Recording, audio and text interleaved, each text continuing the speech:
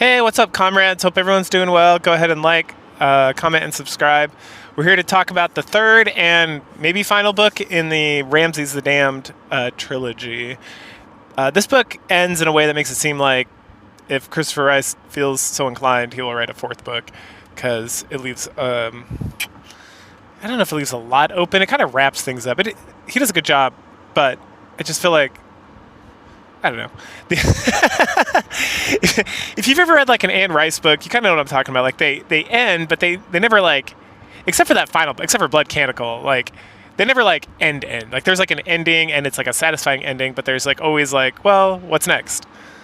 And then sometimes it gets around to that and sometimes it does not.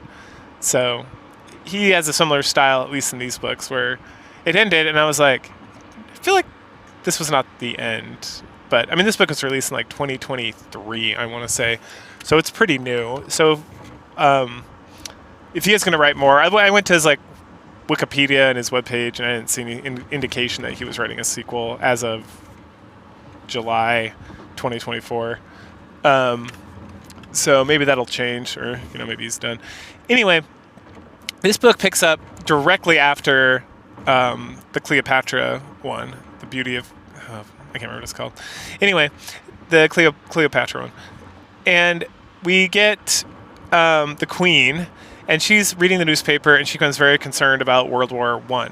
So she sends out summons to all her subjects, which are Ramses, Julia, Edward, Cleopatra, with her like polyamorous relationship, and then not I guess not her whole kingdom, just like the new people. So yeah, I think that's everybody, right? Julia, Ramses, Edward, that's 1, 2, 3, and then Cleopatra. Cleopatra's never made it anyway. Yeah. Because she's got like a whole crew of like immortals that just kind of like exist in different parts of the world to feed her information and whatnot. She talks a little bit more about that in this book, but so everyone has their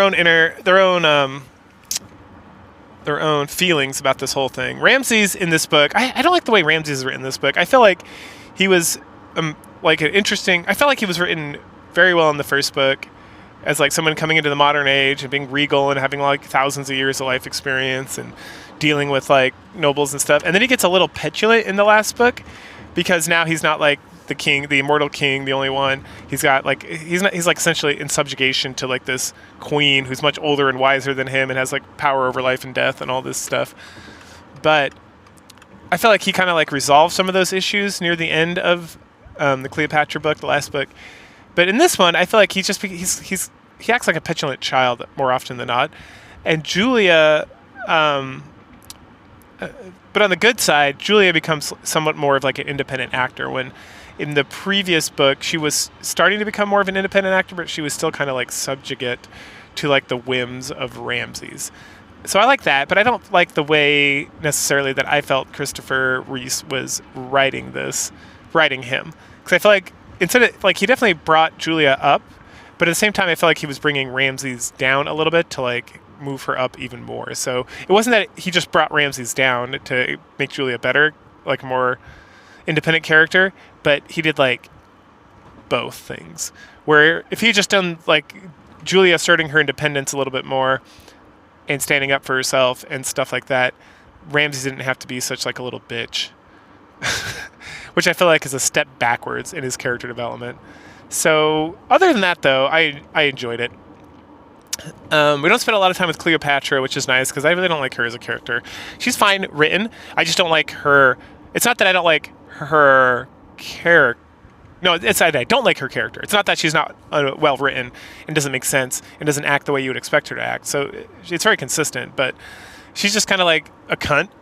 And nothing really changes that. And there's like a face-off, because this is the first time in this book. It's the first time Cleopatra and the queen like meet, and so there's like a queen face-off, which is kind of silly, to be honest. Anyway, so Ramses gets a summons, and he's like, who the fuck does she think she is? Something. And they were planning on, and the letter she sends out, the summons essentially like, I order all of you not to interfere with the war that's going on, like World War I that's starting up. because it's just going to cause problems, and you think you're going to do a good job, but you're just going to fuck things up even more. So stay the fuck out of it, and just let the mortals like have war. Like wars existed throughout all time, and it's just going to continue. So there's nothing you can do. So you shouldn't stress about it. And just I need you. If you don't believe you can like stay the fuck out of it, then please go to like the Americas, like leave the continent, and just let people do what they're going to do. So Ramses gets it, and he's kind of like, who does she think she is? Of course I wasn't going to get involved. I know better than that. Dumb bitch, blah, blah, blah. And then Julia has to like calm him down and be like, no, there's some wisdom in this. Let's go chit-chat with her and kind of see what's going on with this whole business. And he's like, all right, fine. Cleopatra gets it, and at first she's going to like toss it away. She's kind of like, eh. But then she feels like, I don't know, maybe I should go talk to this lady. Like, I haven't ever spoken to her. And we get some of like her and Alex and Sybil like banging it out. And then they head down to, I think Wales is where I think it's Wales. I think the Queen is like centered in Wales at this juncture. Then we get Edward, who's like, still, what's he doing now? Oh, I think he came to visit Ramses. I'm pretty sure he did, yeah. So he gets a letter, but he's like on his way to visit Ramses anyway. And then no. He was on his way to visit Alex and kind of chit chat with him about everything, especially now that Alex is kind of like more aware of like this immortal shit that's going on, and Cleopatra's unearthly or unnatural state, and Sybil, and like the whole situation. So he feels like he needs to go like address his son and maybe say hi to like his wife.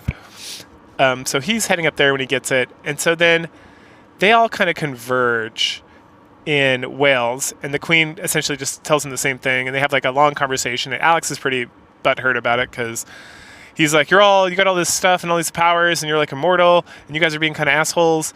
So like, I don't understand why you don't stop the war. And then Cleopatra has to like calm him down, and she talks about it, and everyone kind of like comes to the agreement that like, hey, we need to just like stay the fuck out of here, because again, it's like worst case scenario, people find out there's immortals and cause like a whole nother shit show of like problems and issues. And the same thing with like people are like with Marcus Antony with like the hard lessons that Ramses learned when he was dealing with Cleopatra and all that stuff. While this is all happening, or I kind of skipped a step, before people can like, oh no, is it afterwards? Okay, yeah, that's right. So we're getting like dictates, Ramses goes up. Sorry, I'm like misremembering the order of events. I apologize. So they get the letters. Oh, that's right. They just get the letters to like stay the fuck home. And then, or to stay out of it. And so Julia and Ramses are planning on just like doing like a little bit more of a soiree, or just kind of hanging out in England for a minute, and then they're going to take the Lithuania to America, which thank goodness they didn't, because they would end up on the bottom of the ocean and stuck there for good. But what happens is they get assaulted by like a Russian guy, and then when they don't die immediately from like the gunshot wounds to the back of the head while they're visiting like Julia's dad's tomb, he uses like this amulet on his chest to turn a statue to life, and then they have to like fight the statue and fight him, and eventually they break that off, and they kind of like, and so that's when they go to the Queen to like talk about that. And then at the same time, Edward gets assaulted by somebody as well with the same situation where they summon like a statue, and he has to like fight him off and do all this stuff. And then we go to like Russia, and we meet the Dmitri, who's like this old Russian oligarch who is like wants nothing to do with the war and hates the Tsar, and he misses like the good old days, and he's like, fuck Rasputin's ruin everything and all this kind of stuff. And we find out he had a relationship with Lawrence, who's Julia's dad, and the relationship starts off sounding like it was erotic, but it was just like they met like once or twice and had like a conversation, and then Lawrence like freaked him out because he made some comment about using like these amulets that he had found that had to do with like this cult of Osiris. And so he put a hit on like Lawrence and everyone associated with him, which is like Samir, Ramses, Julia, Edward, but not Cleopatra and those guys. So they never get like attacked. But anyway, so then that's when people kind of meet up, and then Cleopatra gets summoned at that point so they can all converse on what's going on, what's happening. And at some point, Julia's like, hey, Ramses, why are you being a little bitch? When they're like, before they travel up to the Queen. And he's like, I have a memory of this thing. Like there was like a ceremony when I became pharaoh, where they put this amulet on me, and I like felt like I was in a different world, and I was talking to like a spirit. I felt like I could control like this statue of Osiris, this great thing that was like this god-like creature or something. And I thought it was just because all the drugs they gave me, but now I question that. And so then they go and they have like some back and forth with the queen, and she's like, Ramses is clearly like hiding something from me, but I don't know what that is. And he's like, I don't want to talk about it. I got like a lot of thinking to do, but this is like something in my past, yada yada. Just being a bitch, essentially. And finally, they there's some back and forth with Cleopatra when she meets the queen, as I mentioned before, and with Ramses and Cleopatra. And this is where Alex is like, why don't we stop the war? And everyone's kind of like butthurt and chit-chatting about whatever. And then they brought one of the guys. I think Edward brought one of the guys, the Russian guys, with him. And so they like torture him. I think Cleopatra does it. Or someone does. And they get some information. They learn about the name Dmitri. I can't remember his last name. It's like Bolshevik or whatever. And then Julia's like, oh, I recognize that name. And they're like, Nani? And because like her dad had mentioned that they met, and then someone else knows about him too, because they bring in like one of the immortal spies that the queen has, that's like a Russian, that's like his area of focus, and he's like, oh, that guy. And so they talk about this guy and how he's like this rich guy, and he's kind of like holed up in his like little territory, and then Julia's like, yeah, my dad knew him, and I remember like reading some stuff that they met, and there was like something about Egyptian stuff or whatever. And then Ramses finally reveals like everything he knows, and they have like it's a lot of talking in this. There's a lot less action in this story. And when I say action, there's never like, it's not like an action movie, but a lot less like going here, doing that, these guys doing that. It's a lot of like sitting around having like conversations about stuff, which is fine because it's well written and it's very interesting. And we get like some flashbacks to when Ramses did this stuff, which is like very exciting and cool. And so essentially they're like, there's a statue, that statue's the real threat, and then these like pieces of the statue, the amulets can possess like other statues, but it's not like a full thing. And so Ramses uses, he tests the theory. He puts the amulet on and is able to control a statue, but he doesn't feel the same pull that he did from like that elder being, that eldritch being, like he did with the original statue in Egypt. So, what happens next? I think so at this point, they decide they need to go to Russia and they need to figure this stuff out. And then we switch over. And so then she summons like this sailor immortal that she has, like the pirate king immortal. And so they all hang out and they have like more conversations. And it's a lot of like, again, it's Ramses kind of being like a little bitch. And then Julia being like more independent, which is good. I wish they hadn't or he hadn't written Ramses to kind of like prop her up, it seemed a little bit. I don't know if it's like intentional, but it was kind of like, I just not a big fan of like the way this is handled here. So anyway, then we kind of switch over to Dmitri, and there's him and his son, and they're having like a big argument because they both know about the statue, and the son keeps being like, you need to summon the statue and like save Russia, and the dad's like, no, that's stupid, we're not going to do that, I don't even like this Russia, blah blah blah. And eventually he summons a statue. Well, they both like summon statues, but then like the son gets killed.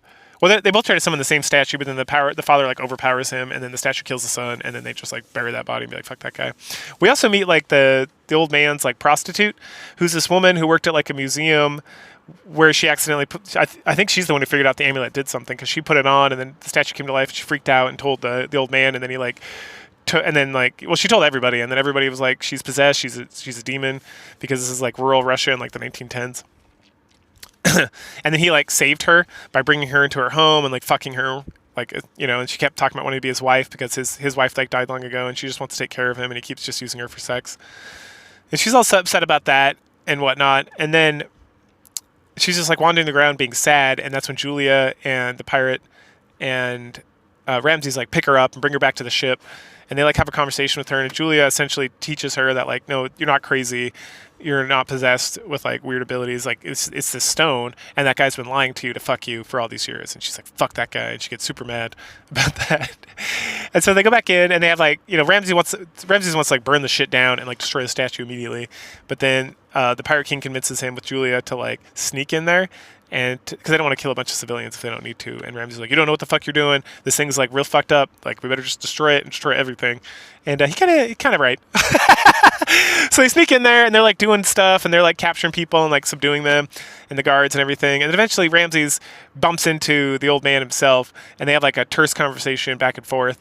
And then the old man like summons the Osiris statue from wherever it is. And then Ramses like kills him and then like bumps into the statue and the statue's like, aha, it's you again. Fuck you, man. Let's go. And he grabs him and like takes him to like a different dimension. And then Ramses gets stuck there for a while and then everyone's like super sad. So, and then Ramses gets stuck there, and he feels like he doesn't have a body or anything. It's very, it's a very surreal thing that's going on. And so then we get back, and Julia and the Pirate King, they like gather up the prostitute and anyone else, and they just kind of like collect all the stones and take them, and then they leave. And then everyone's kind of sad at Potamus and like thinking about Ramses and like, oh no, we should have just listened to his plan and just burned the whole fucking thing to the ground. And then Julius, it's not your fault. He shouldn't have like ran off on his own or something. And then what happened was they found just like a huge pile of dust where the statue was when it met with Ramses. And so they very meticulously gather all that up, take it back to the queen, and then the queen has like her crew of like fastidious immortals like put it all back together and like build a new statue that looks like Ramses. Because the idea is that they're going to try to summon him back into the stone. And even though it doesn't seem like it does work, it all of a sudden does work. And Ramses is like back and he's like, bah! But he's mortal again. And so they like have a chat about that and he tells them about this crazy world and about this god essentially that just like does what the fuck he wants. And like he like preys on the dead to like gain, learn more and to like feed off their energy or some crazy shit like that. And you're like, wow, this is getting like really crazy. And then he's immortal again. He's got like the brown eyes. And so they give him like the immortality drought so he can take that and become immortal again, which he does. And then they have a little conversation about what to do next and what they need to do to protect themselves or to get ready. And then the book just ends. Like, and I was like, oh, okay. And that's why I went immediately and was like, is he writing a sequel to this? Because it like wrapped up in that like that guy's over there and he's very scary, but whatever. And then they're like, okay, we're all safe and we're gonna hang out here and like get through the war. And then it's just like, okay, I guess that's what we're doing. So as you could tell by the tone of how I presented the story to y'all, if you watched my other two videos about these book series, this is the one I'm the most kind of like conflicted over because I like Christopher Rice's writing style. I think it's good. I like the story. I like kind of like everything else. Oh, I totally forgot. There's this whole side story. It's not even a side story. It's part of the main plot. To figure out where this guy lives and to more information about him, they go and they give Lawrence the immortality drought. And he comes back to life and he tells them about his meeting with Dimitri and how it all went down and how they had like a break apart and they had like a fight and about the amulets and all this stuff. But he's like very shaken. Like he doesn't recognize Julia as his daughter and he thinks he's like not actually Lawrence. He's like another being. And then Edward's finally like, his lover, Edward, like takes him and he's like, hey, I'm going to like try to get, they're talking about like just destroying him again. And Julia's all distraught. And then, Edward's like, well, give me some time with him and we'll figure it out. And if he wants to be destroyed, we'll bury him or we'll destroy him. And they're like, okay. And then at the end, it's just like Edward and him like disappeared to be lovers again or something. Sorry, I totally forgot about that. But again, it goes back to like, I read through this book and it was shorter than the other two. And I just didn't feel like it was like, there was a lot of interesting stuff. And then there was like some payoff, but then it opened up like a whole new can of worms. And then it was just like the end. And I was like, but what about what about the statue and about this other thing and everything Ramses is concerned about and like all this shit that's going on? Like, is there going to be more? And it's like, maybe ? So that was interesting. Generally, I like this trilogy of books. They're pretty good. It's very, if you enjoy kind of like romantic horror, I guess is the best way to put it, it's excellent. It's very mature. It's very interesting. The stories are good. The imagination on Anne and Christopher Rice is superb. It's up there with the vampire books and everything else. Like again, it's like this definitely is not. Christopher Rice has his own writing style. Like you read the first book, and then you read this book, and you're like, these are written by two totally different people, right? And they're similar, but I'd be curious to see if Christopher was, because it seemed like I never read anything else by him, so I don't know if he's kind of cripping off his mom's writing style because it's a continuation of a story that she started back in the 80s, or if he just kind of writes like this because I would kind of rather him just like take his style and continue onward with the concept, because Anne Rice has like a very like almost like old timey way of writing that is like very excellent and very good. Well, I feel like as we got like further on in this trilogy, you could see that like that writing style changed. Where even when I'm reading like Blood Canticle or like the werewolf books, which are some of the last books that Anne Rice wrote, that there it still feels like kind of like an old timey writing like Anne Rice horror novel from like the 70s and 60s and 80s and stuff when she was writing.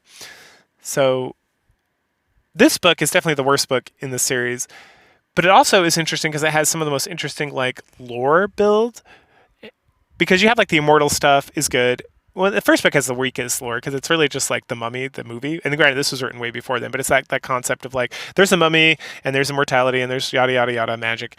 And the second one like explodes that in a very interesting way. I'd almost wish this third book just kind of explored that some more. I feel like they did a decent job of kind of backfilling a lot of this stuff, and like how the immortal world is like bigger than you think it is, and how there's like different organizations and stuff. And this, I like it as well because it expands even more. There's like, so it's not just mummies, it's like all this other stuff. And I'm assuming this all takes place in like the world of darkness, not the role playing game, but like with like the vampires and the werewolves and the wizard and not the mages, the witches and everything else. I feel like Anne Rice's like universe, it's all like the same planet. There's just all these different organizations that are like big, but not so big that they bump into each other. Right. So that'd be interesting to see some crossover with like some other immortals, like the vampires or the werewolves. Which I don't think the werewolves were immortal. It's been a while since I read those books, but or even like the Servant of the Bones, right? Which is very interesting, like ghost character. Cool. So yeah, I liked it. I like the series, and I would definitely read a follow up to this book if it ever gets written. Cool. Again, if you go ahead and like, comment, and subscribe, and I will catch you all later.